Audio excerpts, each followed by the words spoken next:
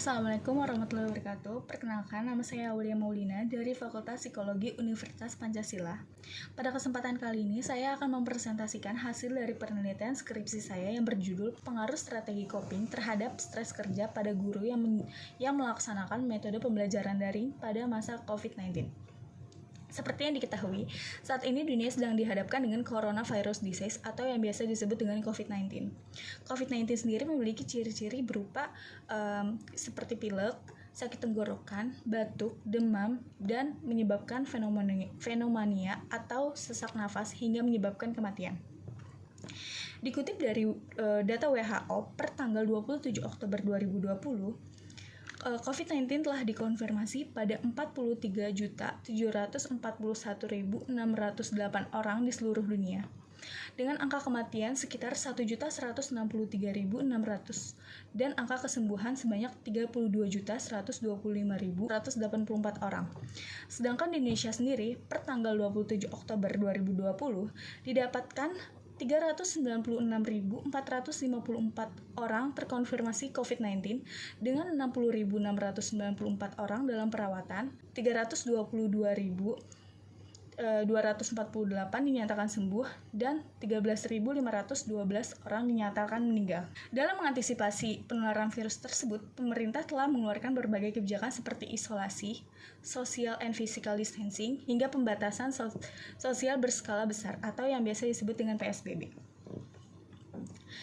Kondisi ini menyebabkan warga Indonesia untuk tetap stay at home, bekerja, belajar, dan ibadah dari rumah. Respon dunia pendidikan sendiri terhadap kebijakan PSBB tersebut adalah belajar secara online atau daring yang telah ditetapkan oleh Menteri Pendidikan dan Kebudayaan Nadiem Makarim. Berdasarkan data dari Kemendikbud, diperkirakan terdapat 68.729.037 siswa dan 4.183.591 guru yang melakukan pembelajaran dari rumah. Dikutip dari channel YouTube Kemendikbud, pada Jumat 7 Agustus 2020, Nadiem Makarim sebagai Menteri Pendidikan dan Kebudayaan mengatakan bahwa banyak kendala yang dialami saat penerapan pembelajaran jarak jauh. Beliau mengatakan banyak sekali guru yang kesulitan mengelola PJJ dan kemudian banyak juga yang terbebani harus melakukan penuntasan kurikulum pembelajaran. Dari hasil penelitian Busyat dan Sani pada tahun 2020 yang telah diperoleh di Purwakarta, mengatakan bahwa rata-rata kinerja guru dalam mengajar sistem online hanya sebesar 50% dari kinerja maksimal para guru. Hasil preliminary studi yang dilakukan dengan survei terbuka pada 8 guru yang melaksanakan metode pembelajaran daring mengatakan bahwa mereka merasakan stres karena administrasi pekerjaan yang bertambah, membagi tuntutan pekerjaan dengan beban rumah tangga, ikut mendampingi anak yang masih sekolah, serta waktu yang lebih tersita banyak untuk dihabiskan. Menurut Santrok 2003, salah satu upaya mengendalikan stres yang dirasakan adalah dengan coping stress strategi.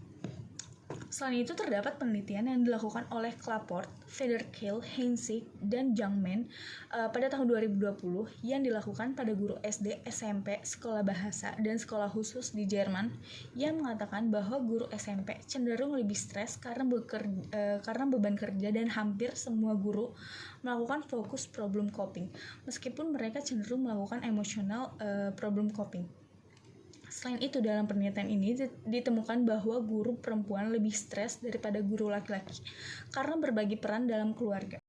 Rumusan masalah dalam penelitian ini ada dua, yaitu yang pertama adalah mengetahui pengaruh problem focus coping dengan stres kerja pada guru dalam melaksanakan metode pembelajaran daring pada masa pandemi COVID-19, dan yang kedua adalah mengetahui pengaruh emotion focus coping dengan stres kerja pada guru dalam melaksanakan metode pembelajaran daring pada masa pandemi COVID-19.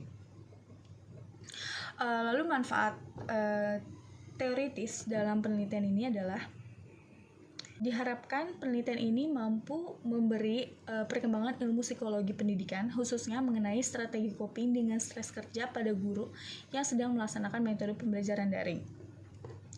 Untuk manfaat praktis dalam penelitian ini adalah diharapkan penelitian ini mampu menjadi masukan bagi dunia pendidikan untuk melakukan sosialisasi dengan membangun kesadaran para guru untuk memilih metode coping yang lebih efektif, serta menjadi acuan untuk merencanakan tindakan-tindakan preventif di kemudian hari.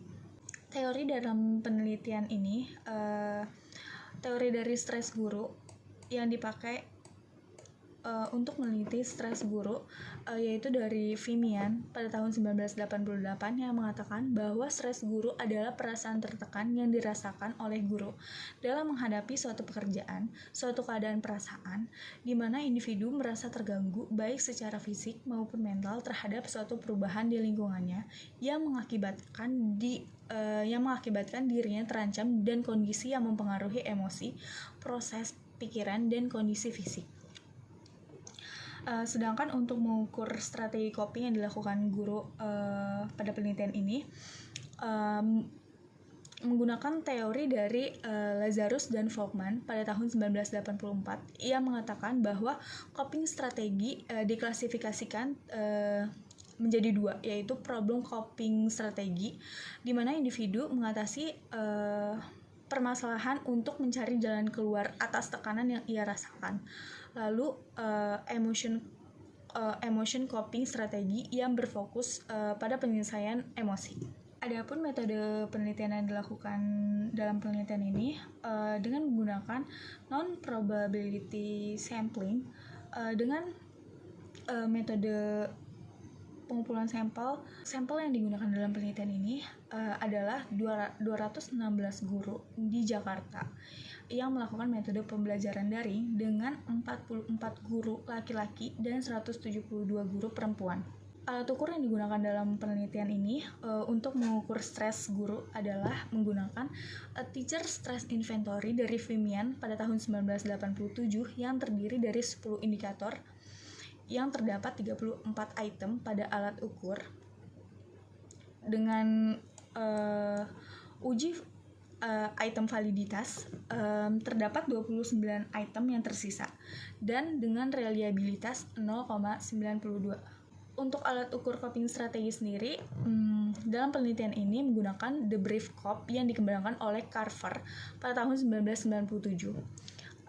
Alat ukur The Brief Cop ini merupakan hasil revisi dari Inventory Cop yang disusun oleh Carver, Seizer, dan Weintraub pada tahun 1989.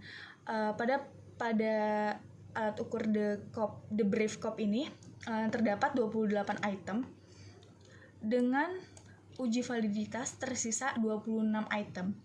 Dengan reliabilitas untuk problem coping sendiri 0,775 dan reliabilitas emotion coping sebesar 0,745. Uji normalitas dalam penelitian ini didapatkan hasil sebesar 0,220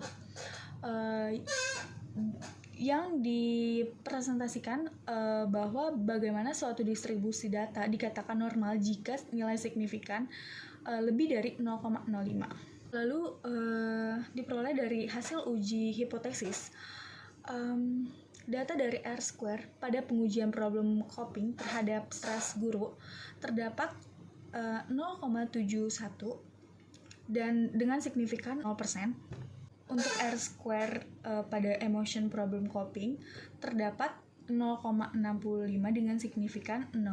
Sehingga dari hasil penelitian hipotesis ini bahwa problem coping mempengaruhi stres guru sebesar 7,1% dan emotion problem coping mempengaruhi stres guru sebesar 6,5%. Hasil penelitian tambahan yang ditemukan dalam penelitian ini bahwa didapatkan dari hasil uji beda pada jenis kelamin dan jenjang pendidikan sekolah guru mengajar, ditemukan bahwa baik jenis kelamin maupun jenjang pendidikan guru mengajar tidak memiliki nilai signifikan terhadap stres guru, yaitu artinya tidak terdapat perbedaan stres berdasarkan jenis kelamin dan jenjang guru mengajar. Hasil beda selanjutnya terdapat pada perbedaan usia dan pengalaman mengajar partisipan sebagai guru. Partisipan yang berusia 60 tahun cenderung lebih stres daripada yang berusia 20-39 tahun dan yang berusia 40-59 tahun. Lalu ditemukan hasil uji beda stres guru dengan jenis sekolah partisipan mengajar di sekolah swasta dan negeri. Ditemukan bahwa terdapat perbedaan pada jenis sekolah partisipan mengajar. Partisipan yang mengajar di jenis sekolah swasta cenderung lebih stres daripada partisipan yang mengajar di jenis sekolah negeri. Presentasi dari saya, kurang lebihnya mohon maaf. Assalamualaikum warahmatullahi wabarakatuh.